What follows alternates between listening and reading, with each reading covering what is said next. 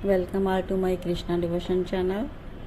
Radhe Krishna, Radhe Krishna, Krishna Krishna, Radhe Radhe, Radhe Sham, Radhe Shama, Sham Shama, Radhe Radhe. जय जय श्री राधे। आज के विचार श्री कृष्ण चरित अमृतम भाग 103 कालिया नाग श्रवण करेंगे। कश्यप ऋषि, उनकी दो पत्नियां थी, कद्रु और विनीता। विनीता शांत भद्र स्वभाव की थी। वो भगवान नारायण के वाहन गरुण की माँ बनी। गरुण को जन्म दिया उन्होंने, और कद्रु ये क्रोधी स्वभाव के होने के कारण इनके पुत्र सर्प यानी नाग हुए। कन्हैया आज सोए नहीं हैं। इस कालिया नाग का इतिहास इन्हें जानना है और वृंदावन में कैसे आया ये भी समझना है। गरुण यहाँ क्यों नहीं आ सकते, कन्हैया सोच रहे हैं। गरुण का भोजन है सर्प नाग इत्यादि, फिर वृंदावन में उनको क्यों नहीं बुलाया जा सकता। रमणक द्वीप से ये कालिया नाग अपने समस्त परिवार को वृंदावन के इस यमुना हौद में ले आया था, जिसका कारण यमुना में विष दिन प्रतिदिन बढ़ता जा रहा था। क्या करें। तात कन्हैया अंतर्यामी है, इनसे कोई बात छुपी नहीं, ये सब जानते हैं, पर लीला कर रहे हैं। तो लीला की मर्यादा का पालन भी तो आवश्यक है। लीला में आप सर्व अंतर्यामी नहीं बन सकते, अगर बन गए तो लीला बनेगी नहीं। उद्धव ने विदुर जी से ये बात कही। गरुण की माँ वनिता दासी बन चुकी थी, नागों की माँ कद्रु की। छल किया था कद्रु ने विनीता के साथ और कपट से वनिता को दासी बना लिया। अब माँ दासी बन गई तो पुत्र भी दास। क्या सोच रहे हो कन्हैया। दाऊ मैया ने जब देखा कि अनुजा सो नहीं रहा तो कन्हैया से पूछ लिया, पर कन्हैया ने कोई उत्तर ना दिया। तब दाऊ ने स्वयं ही कहा, कालिया नाग के बारे में सोच रहे हो। कन्हैया ने दाऊ भैया के मुख की ओर देखा, फिर सिर हाँ में हिलाया। मैंने ही आकर संधि कराई थी सर्पों और गरुड़ में, शेष स्वरूप दाऊ ने कन्हैया से कहा। मुझे आना पड़ा था क्योंकि गरुड़ और सर्पों में वो भीषण युद्ध छिड़ गया था कि उनके समाप्त होने की कोई आशा ही नहीं थी। मुझे बीच में आना पड़ा। मैंने जब पूछा कि सर्पों बताओ गरुड़ क्या करे ऐसा जिससे उसकी माँ और तुम लोगों की दास्ता मुक्त हो जाए, तब सर्पों की माँ कद्रु ने कहा था, स्वर्ग से अमृत ले आए ये गरुड़ और हमारे पुत्रों को दे दो, बस वनिता और गरुड़ दास्तव से मुक्त। कन्हैया, मैंने गरुड़ की ओर देखा और उसी समय सिर झुकाकर गरुड़ चले गए अमरापुरी। दाऊ जी कन्हैया को बात बता रहे हैं।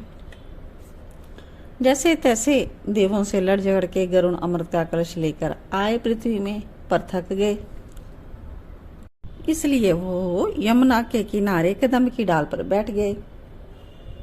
वैसे गरुड़ का भार वो कदम सह नहीं पाता, किंतु अमृत के 2-3 बूंद उस वृक्ष पर गिर गई, इसलिए गरुड़ का भार उसने थाम लिया। गरुड़ को भूख लगी थी क्योंकि देवों से युद्ध करके अमृत छीना था, तो श्रम हुआ। क्षुधा से व्याकुल हो उठे गरुड़।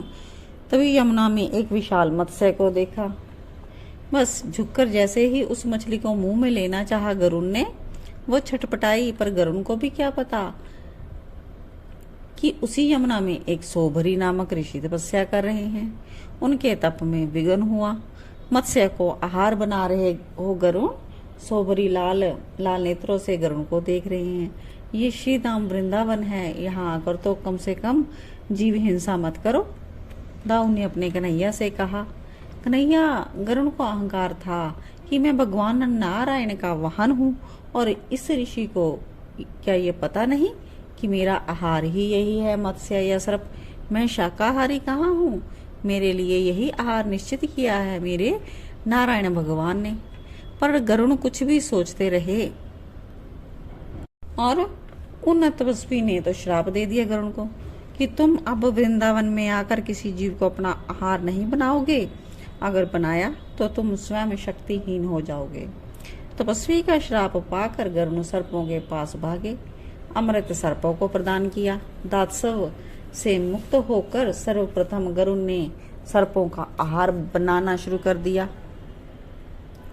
निभानी पड़ी सृष्टि में हाहाकार मच गई, नाग सर्प बचेंगे नहीं। ब्रह्मा चिंतित हो उठे, तब हे कन्हैया फिर मैंने दोनों की संधि कराई।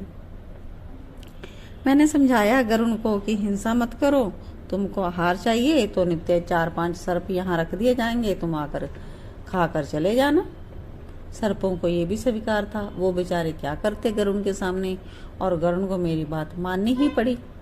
ये क्रम ठीक चलता रहा, पर एक नाग बड़ा दुष्ट था। कन्हैया अब मुस्कुराए। कालिया? हाँ, कालिया नाग। उसके 100 फन थे, इसका ही उसे अहंकार था। वो कालिया नाग तो गरुण के लिए रखे हुए अपने सर्पों को ही खाने लगा। यह देखकर गरुण को बहुत क्रोध आया, क्योंकि 1-2 दिन की बात नहीं, कई दिनों से क्रम उस कालिया नाग का चल रहा था। गरुण ने पीछा किया कालिया नाग का, वो भागा, समुद्र में चला गया, पर गरुण ने समुद्र को भी गंगा डाला।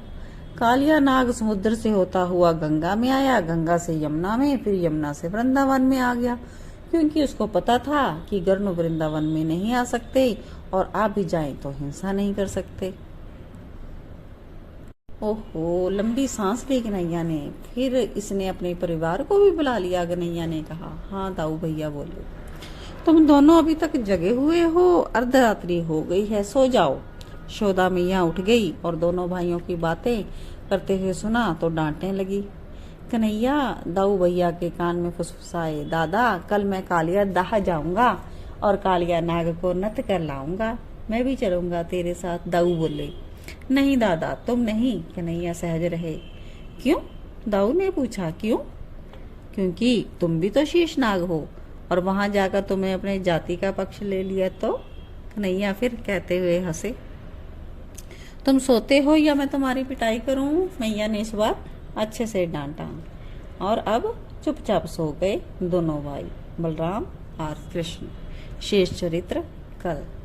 जय राधे जया राधे राधे, जय राधे जय श्री राधे, जय कृष्णा कृष्णा, जय कृष्णा प्यारो श्री कृष्णा।